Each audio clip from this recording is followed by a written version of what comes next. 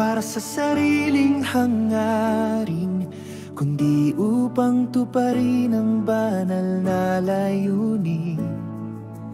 Bawat salita at hakbang niya sa daan ay gawa ng Ama, banal at tunay.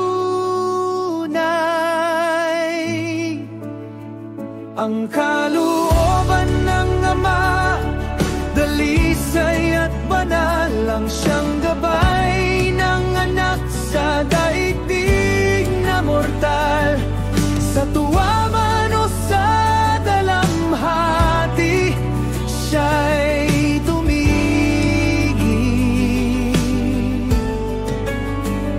Tapat kailanman sa kalooban ng Ama't panukala niyang butil.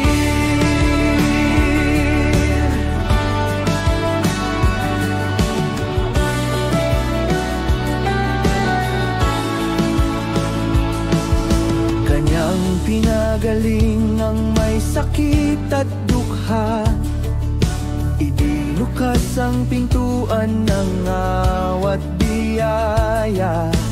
Bawat hakbang ay katotohanang nadama, bawat gaway pag-ibig ng Ama.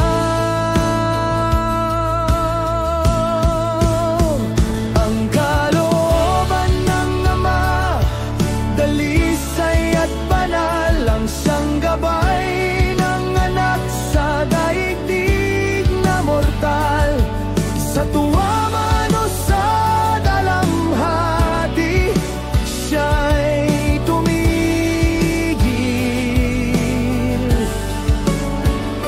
Tapat kailanman sa kalooban ng Ama't panukala niyang butil. Tulay sa hardin ng Getsemani, siya'y lumuluha, ngunit ang dalangin na masundin nawa. Sa bawat pagsubok, tagumpay ang awit, pag-ibig at katotohanan ang kaniyang tinig. Wagas na koro ang kalooban ng Ama, kailan may natupad sa anak na masunurin, tapat at tapat sa kanya tayo